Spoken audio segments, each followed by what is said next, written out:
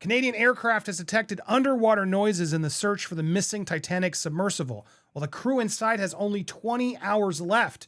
I brought in former Coast Guard spokesman and expert James Judge to break down the latest. Thank you, Andy.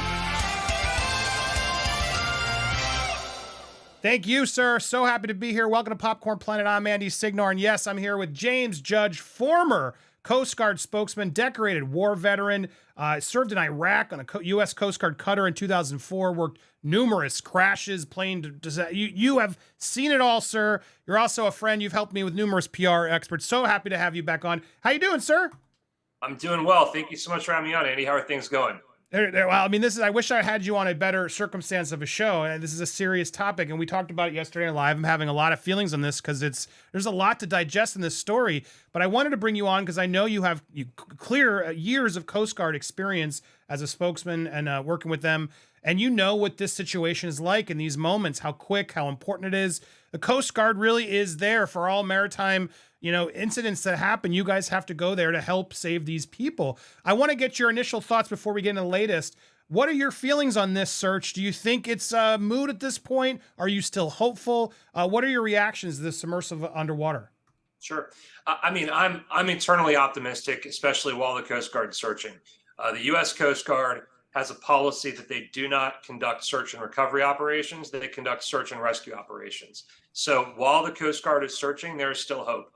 I would anticipate that they're going to continue to search until they believe that the likelihood of survival is not good or unlikely at that point, and then they would look at suspending the search, barring any other evidence or maybe a debris field or something that would indicate that there is a reason for them to suspect that someone may be alive or well. Then they would resume searching. But I don't think we're going to see that suspension until at least tomorrow. It sounds like the Canadian services, you've got multiple aircraft overhead, U.S. Coast Guard aircraft, Canadian aircraft, the Coast Guard from the United States has been provided from Elizabeth City, North Carolina. Canadian aircraft that's been flying, I think they've had a P-8 flying that dropped in some sonar equipment that has been listening underwater, and they've detected noises now. So we've recently heard that there's been some government documents that show that they've detected noises at 30-minute intervals. Which is something that's definitely a positive sign that, that's not normal, that if you're getting it every 30 minutes, there's likely somebody banging or clinking is what it sounds like that's being detected from that sonar. And noise travels a lot better underwater than it does through air, shockingly. So it's something that they're listening for. They're paying attention to what's going on out there. They're also looking at a large area. When you're dealing with something like this, you're looking at deep sea currents. Your computer models are looking at deep sea currents. You're looking at surface currents, which could be a lot different than what's happening under the ocean at that depth.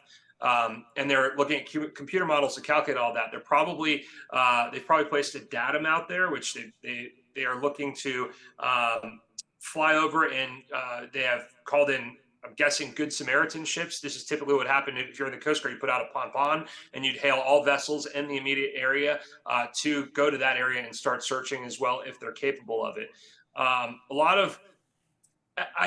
The question you asked about being hopeful, though, I am hopeful. I think that I've seen crazier things, maybe not as crazy as this, but I've seen really crazy situations where you would think that there's no chance for survival, and we've rescued folks. Then I've seen other cases where you think there should be every chance of survival, and it turns out the other way. So I'm cautiously optimistic. We do know that it's probably I don't even want to put a chance on it. It's probably very slim chances, but maintaining that hope and that optimism, I think the Coast Guard could pull it off. Hopefully. Go ahead. Well, you're alluding there to what I wanted to ask. I'm glad. I want to be hopeful. I'm trying to be hopeful.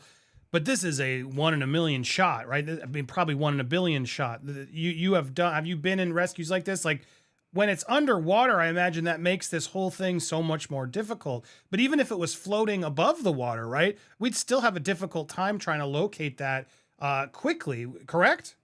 Sure. Well, and I'll explain that. So there's the depth that it's at is unprecedented in terms of a rescue.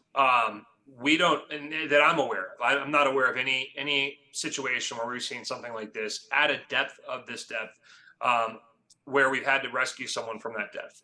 That, as far as I'm aware is completely unprecedented, has never been done before. Think about this: more people have been to space, more people have been on the space station than have been to see Titanic. So the likelihood of getting someone down there to rescue them is very unlikely if they're at that depth. The hope would be that they were able to jettison weight or to remove the ballast or release the ballast. In a submarine, you're looking at whether or not if you're gonna descend, you're gonna decrease your buoyancy by adding weight or taking on water onto the vessel, and then you could discharge the water and you can maintain neutral buoyancy, or you can increase your buoyancy to ascend if you wanted to surface. In this case, we would hope that they could jettison weight to surface. But then when you're talking about the surface too, you're talking about an area that is absolutely massive. I mean, this could be, by today, 1,000 square mile search radius that we're looking for this thing. And you're looking for a 20-foot, 21-foot vessel that's not shaped like a normal vessel, that's a white color in appearance, that is going to be, that I read yesterday, the current sea state out there is about a 3 to 4 foot chop. That means 4 feet from the top of the wave to the bottom of the wave. And the ocean just looks like white and blue at that point all over the place. It's very difficult to spot anything. Even if the ocean was completely flat, calm, a 20-foot vessel in 1,000 square mile radius is going to be difficult to spot from the air. So they should have painted it yellow or something at least to try to help. That's probably another part. I mean, that's another thing I wanted to get to. It sounds like, yes, it's going to be incredibly difficult to find it above, let alone in the depths. On top of that, there's all this information coming in that there was insufficient prototype testing on this vessel in the first place. There's talks about the CEO, who's alleged, I guess, in there, was sued for fraud previously after trying to get money for sending this vessel when it wasn't ready previously. There's a lot coming forward about the shape of this ship. Does it surprise you to hear all this and that this was allowed to be going underwater? What are the laws of that? Well, I think it's shocking that they were allowed to perform the way that they did. And I don't even know if this is legal the way they were doing. It looks like they were trying to skirt some laws. If you were to conduct a charter vessel, right? If you were to take people out on a charter vessel, you're required to have a captain's license, a 6-pack from the Coast Guard, at a minimum, to take somebody out on a small boat. If you wanted to take people out, for the day fishing, you have to have licensing from the Coast Guard. You have to have passed tests. You have to have certain safety equipment aboard.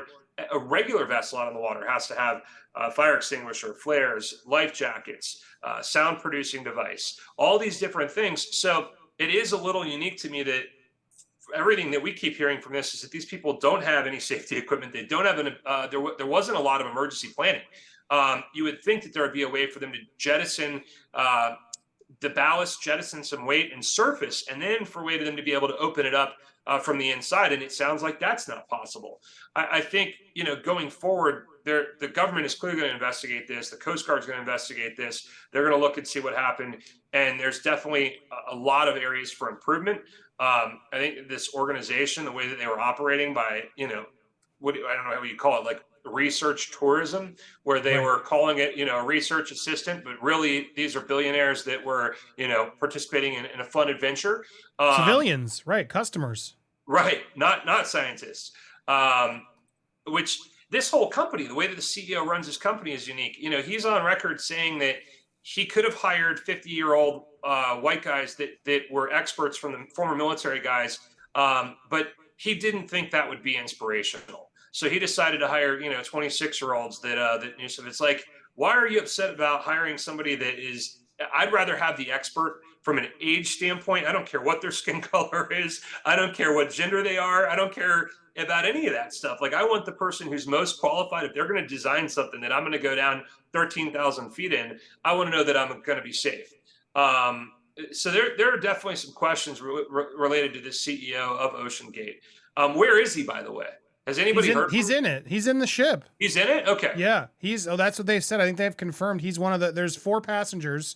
And then he's the 5th passenger that's in there. Hey, one question I did have that I don't know if you know the answer. Like, when we were talking about this in the live, like, I have air tags for my luggage, right?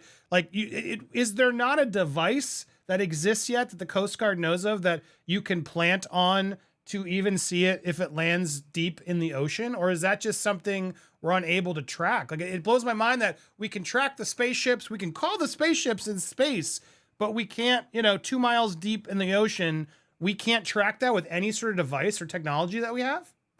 I'm not an expert in transmissions of electronic frequencies and all that. I would assume that there is that capability. It's probably not commercially uh, as accessible as something that is more commonly used. I'll give you an example, and every one of your audience members out there that has a boat should have one of these. It's called an EPIRB, an emergency position indicating radio beacon.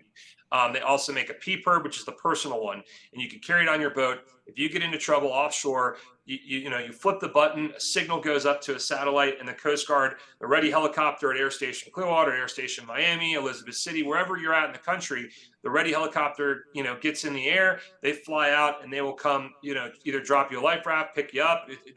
Depending on where you're at, that EPIRB will save your life, and it's like $200. It's a no-brainer to have that. At this depth, I mean, that I don't think would work. You lose as you get to that depth. You lose light, you lose daylight. It's pitch black down there. So I'm guessing that a transmitter like that probably wouldn't reach a satellite. But I don't know what kind of beacon that you could have to potentially transmit in that kind of depth. Right. The Or you need noise to ping is, I it think, to the most. a ship that's nearby, right? You're probably pinging the ships to at least try to keep it there. It's fascinating, or it's insanely expensive, but it does seem like if we're going to have these sort of vessels, they need to solve that technology, no? I mean, well, like I said, there's a lot of safety protocols I think they could look at. Certainly, the ability to transmit messages back and forth to shore. Certainly, the ability to have a geographic position locating beacon of some sort.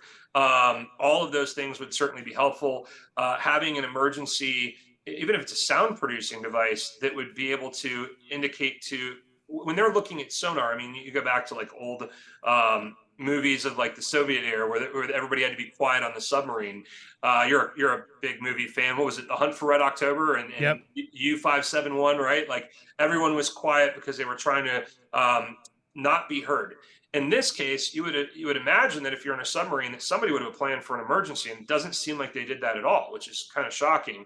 Yeah. Especially if they were going to have tourists on board. That's the part that I don't understand. I think you will see the Coast Guard investigate this. There will be an incident investigation, and then there will be likely rules put forward going, from here on out to say this is how you need to operate. You need to have this type of equipment on board if you're going to do this. But Well, I mean, I want to get you, since we have you here as we wrap up this conversation, just like obviously the clock is huge right now, or under 20 hours. That's what's making this story so terrifying. And even here, you can sort of see the depth of where they're at. It's wild. How deep is this wreck site? I'm pausing on this screen because it is wild to see how deep this is. And that begs the question of, we have 20 hours left of air. From everything we've heard, we can't even lift this thing up, and then suddenly the air works. You got to lift it up, and then you got to unseal it, and then there's a lot of pieces still in play to get it. You also got to lift it out of the ocean. Do you think we actually have the capabilities? They're saying now, critical equipment has arrived now for these last chance efforts. It does seem like everyone's trying their damnedest to put on, the effort that they can. But I'm just curious, like the reality, like I've seen a lot of these Navy veterans on social media out there, worked in subservice, people, and they're lost. There's no way to locate it, even if we could, not be done in time. The idea of submarine rescue is a joke. We all know if it went down, we were not coming back. Yes, U.S. Coast Guard does not do sub rescues. The Navy does, but not at 10,000 feet. Sub rescue is just something we were told could be done so politicians' parents would think it was safe. But it's sad, but these people are gone. Like, do you have any insight on that? Is this, I know we're trying to be positive. I don't want to be, but is this a lost effort, you think? Or I guess, obviously the Coast Guard wants to always go out there and do the best they can. There is a 1 in a million shot. We hear that ping and it happens. But do you think this is a hard thing to find? No? like I said, this is unprecedented in terms of from the Coast Guard standpoint of trying to rescue the submarine. That is not something that is common, especially at this depth.